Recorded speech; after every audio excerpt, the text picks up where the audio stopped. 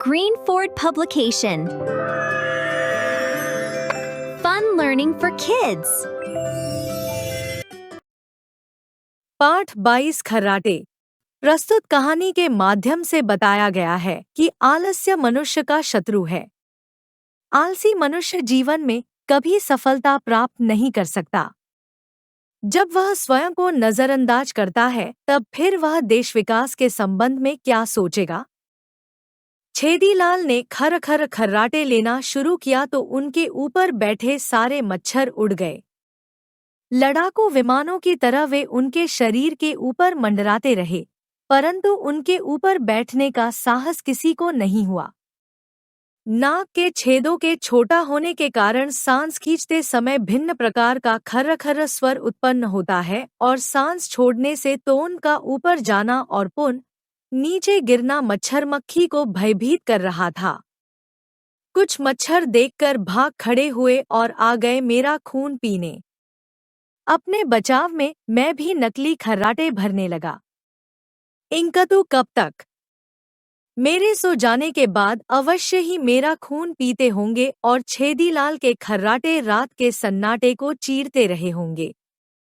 मच्छरों के काटने के अनेक निशान मैंने सोकर उठने के बाद अपने मुंह और हाथों पर देखे। छेदीलाल मेरे दफ्तर में ही काम करते हैं। दफ्तर में उन्हें कोई महत्वपूर्ण फाइल नहीं दी जाती। उनके सामने फाइल खुली नहीं कि उनके दिमाग की खिड़की बंद हो गई। मैं ही उन्हें जगाकर बताता हूँ, यह ऑफिस है। आपके खर्राटे ने टाइप करना शुरू कर दिया है। वे मेरी बात बखूबी समझते हैं और मुझे ही अपना शुभिंज तक मानते हैं। पंडित छेदीलाल मेरे दोस्तों में से एक हैं। कभी कभी उनके खर्राटों का मजा लेने के लिए मैं उन्हें रात के खाने पर बुला लेता हूँ और इतना खिलाता हूँ कि उन्हें रात को मेरे यहाँ ठहरना पड़ता है। मेरे बच्चों को तो उनसे बड़ा लगाव है। जिस दिन वे घर आ जाते हैं उस दिन उन्हें कॉमिक्स पढ़ने की जरूरत नहीं होती। वे जानबूझकर उनसे गणित का ऐसा कठिन सवाल पूछते हैं कि खुली पुस्तक के सामने उनके खर्राटे शुरू हो जाते हैं और बच्चे खर्राटे की लय के साथ बोलते जाते हैं, काम बंद करो।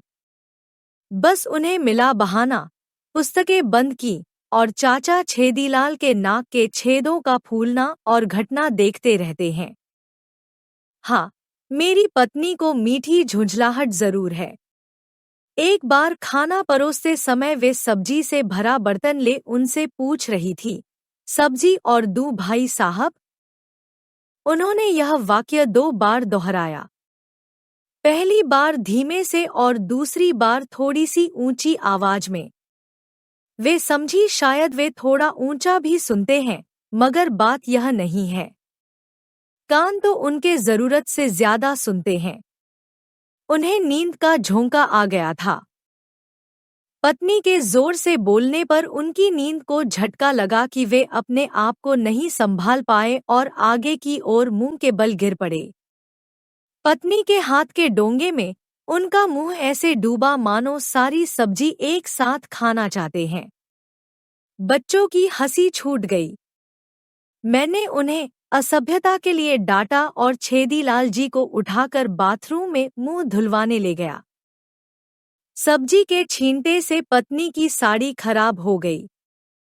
वैसे तो घर में सूती और पुरानी साड़ी पहनती हैं, पर जब कोई मेहमान आ जाता है तो नई और महंगी साड़ी पहनेंगी।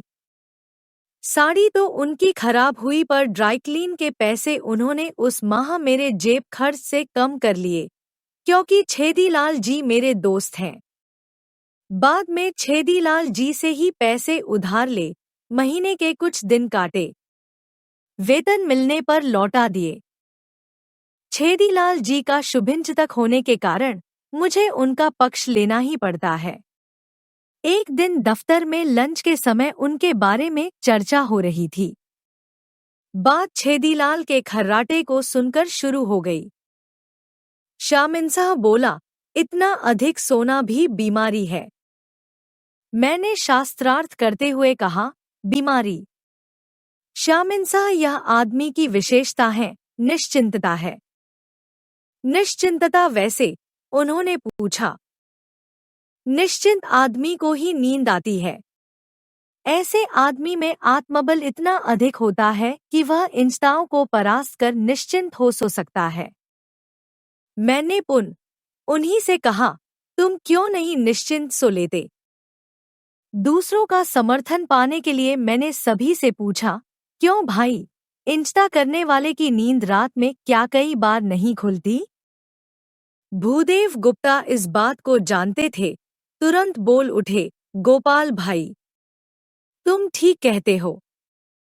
जब तक मेरी बेटी की शादी नहीं हुई थी मेरा भी यही हाल था। अब तो निश्चिंत सोता हूँ। कभी कभी उसकी ससुराल वालों की दहेज की बातें याद आती हैं तो इंचता घेर लेती है। मैंने दुखती नब्ज पर हाथ रखा और शामिंसा की ओर मुड़ा। क्यों शामिंसा, अब इसे बीमारी कहोगे या निश्चिंतता? शामिंसा थोड़ा खिसिया गया। उसके खिसियाने के अंदाज से मैं समझ गया कि वह मेरी बातों में आ गया है। मैं अपनी जीत पर गर्व करने लगा, पर मेरा तर्क गलत था। छेदीलाल का अधिक सोना ने संदेह एक बीमारी है। निश्चिंतता का खर्राटों से कोई संबंध नहीं है। मैंने निश्चिंतता का तर्क देकर छेदीलाल का पक्ष लिया था। उपस्थित चर्चा में लीन सभी लोग सामाजिक समस्याओं से बुरी तरह झुलसे थे। किसी को बेटी के विवाह की, किसी को बेटे की नौकरी की, किसी को घर के खर्चों की इंचता थी। अतः निश्चिंतता का तर्क उनके सिर चढ़कर बोला और मैं अविजित होते हुए विजयी घोषित हुआ। 2 बज रहे थे। सभी अपनी अपनी मेजों की ओर चल दिए और मैं उस कोने की ओर बढ़ा जहां से छेदीलाल के खर्राटों की आवाज आ रही थी।